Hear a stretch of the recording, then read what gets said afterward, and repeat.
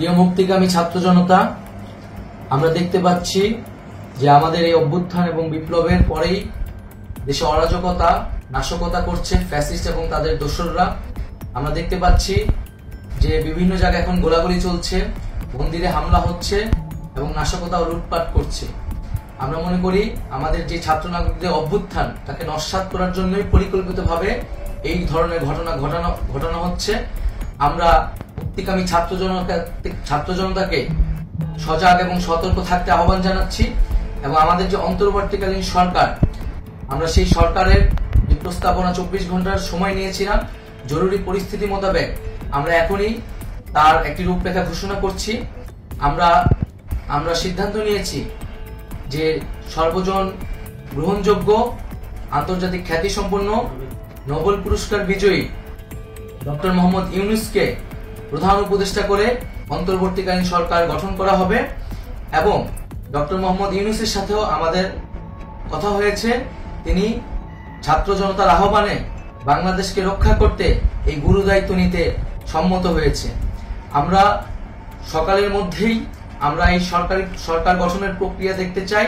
রাষ্ট্রপতির কাছে আহ্বান থাকবে যে দ্রুত সময়ের মধ্যে ডক্টর মোহাম্মদ ইউনূসকে প্রধান উপদেষ্টা করে অন্তর্বর্তীকালীন সরকার গঠন করা হোক এবং এই অন্তর্বর্তীকালীন সরকারের বাকি সদস্যদের নামও আমরা সকালের মধ্যে ঘোষণা করব।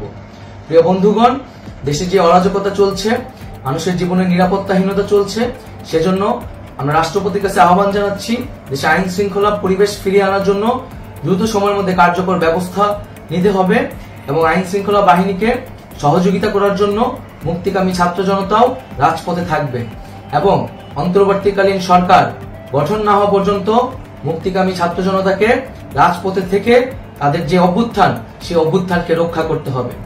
প্রিয় বন্ধুগণ, আমরা রক্ত দিয়েছি, শহীদ হয়েছি। আমাদের যে প্রতিশ্রুতি একটি নতুন বাংলাদেশ গঠন করার জন্য, সেটিকে আমাদের অবশ্যই বাস্তবায়ন করতে হবে এবং অবশ্যই ছাত্র জনতার প্রস্তাবিত সরকার বাদে কোনো ধরনের সরকার কিন্তু মেনে নেওয়া হবে না।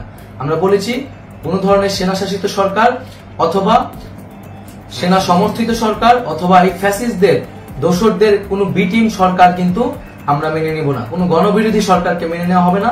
ছাত্র জনতার অভ্যুত্থানকারী যে প্রস্তাবিত সরকার, অন্তর্বর্তীকালীন সরকার, যেটা আমরা সিদ্ধান্ত উপনীত হয়েছি ডক্টর মোহাম্মদ ইউনূসকে প্রধান উপদেষ্টা করে এই সরকার গঠন করা হবে, সেই সরকারকেই বাস্তবায়ন করতে হবে অবিলম্বে।